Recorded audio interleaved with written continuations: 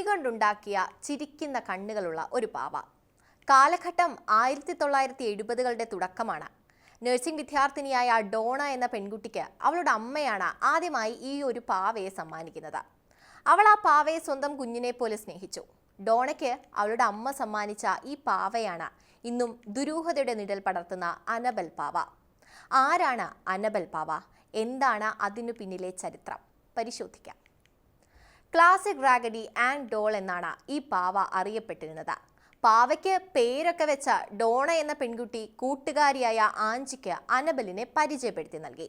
രാവിലെ ക്ലാസ്സിന് പോകുമ്പോൾ മുറിയിൽ ഒരു വശത്ത് പാവയെ വെച്ചുകൊണ്ടാണ് ഇവർ പോയിരുന്നത്. എന്നാൽ ക്ലാസ് കഴിഞ്ഞ് തിരിച്ചു വരുമ്പോൾ ഇരുവരെയും കാത്തിരുന്നത് മറ്റൊരു അതിശയമാണ്.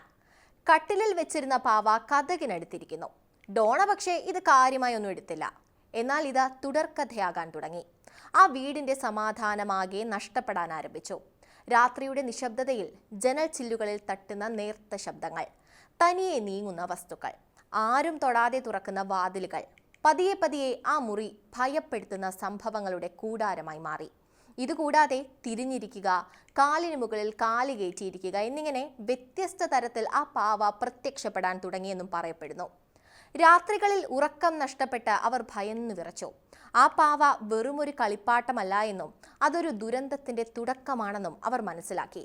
പതിയത് അവരുടെ ജീവിതത്തെ ഇരുട്ടിന്റെ ഭയാനകമായ ലോകത്തേക്ക് തള്ളിവിടാൻ തുടങ്ങിയതോടെ അവർ ഒരു കാര്യം തിരിച്ചറിഞ്ഞു. തങ്ങളുടെ ജീവൻ ആപത്തിലാണെന്നും അത് ഒരു നിസ്സാര പാവയായിരുന്നില്ല എന്നും. അങ്ങനെ അവർ സമീപത്തെ ഒരു മുതിർന്ന വ്യക്തിയെ സമീപിച്ചപ്പോൾ അനബൽ എന്ന പേരുള്ള ഒരു പെൺകുട്ടിയുടെ പ്രേതബാധ ഇതിനുള്ളിൽ ഉണ്ടെന്നും അയാൾ വരുത്തി തീർക്കുന്നു. എന്നിട്ടും ആ പാവയെ കളയാൻ ഡോണ തയ്യാറായില്ല. അതിനെ തന്റെ മുറിയിൽ തന്നെ സൂക്ഷിച്ചു.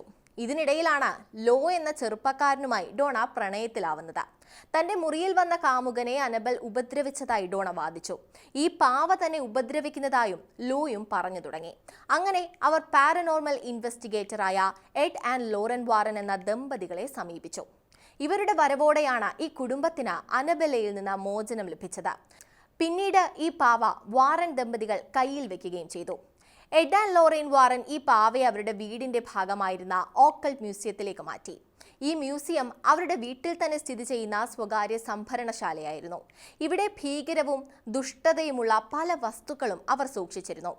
അനബലെ ഒരു കണ്ണാടിയുള്ള ഗ്ലാസ് ബോക്സിനകത്താണ് സൂക്ഷിച്ചിരുന്നത്. ബോക്സിന് പുറത്തായി warning, positively do not open എന്ന ഫലകവും സ്ഥാപിച്ചിട്ടുണ്ട്. വാറൻ ദമ്പതികളുടെ മക്കളാണ് ഇപ്പോൾ ഈ പാവയുടെ മേൽനോട്ടം വഹിക്കുന്നത്. 2020 വാറൻ മ്യൂസിയം അടക്കേണ്ടി വന്നെങ്കിലും അനബെല്ല ഇപ്പോഴും സുരക്ഷിതമായി സൂക്ഷിച്ചിരിക്കുന്നുവെന്നാണ് വിവരം. ഇപ്പോഴിതാ പ്രശസ്ത കൊമേഡിയനായ മാറ്റ് റൈഫും യൂട്യൂബർ എൽട്ടൺ ക്ലാസിയും ചേർന്ന വാറൻ ദമ്പതികളുടെ പ്രേതഭവനവും ഓക്കൾട്ട് മ്യൂസിയവും ഏറ്റെടുത്തതും വലിയ വാർത്തയായി. അനബെല്ല പാവയെ സൂക്ഷിച്ചിരുന്ന വീട് വാങ്ങിയതോടെ ഈ പ്രേതശേഖരങ്ങളുടെ നിയമപരമായ രക്ഷാധികാരിയായി മാറ്റ് റൈഫ് മാറി. മാറ്റ് റൈഫ് തന്റെ ഇൻസ്റ്റഗ്രാം അക്കൗണ്ടിലൂടെയാണ് ഈ വിവരം പങ്കുവച്ചത്. അടുത്ത 5 വർഷത്തേക്ക് അനബെല്ല പാവ ഉൾപ്പെടെയുള്ള മുഴുവൻ പ്രേതശേഖരത്തിന്റെയും നിയമപരമായ രക്ഷാധികാരിയായി താൻ പ്രവർത്തിക്കുമെന്നും അദ്ദേഹം വ്യക്തമാക്കി. പാരനോർമൽ വിഷയങ്ങളോടുള്ള തന്റെ താല്പര്യവും ദി കോൺചറിംഗ് ഫ്രാഞ്ചൈസി തനിക്കേറെ പ്രിയപ്പെട്ടതാണ് എന്നും അദ്ദേഹം വെളിപ്പെടുത്തി.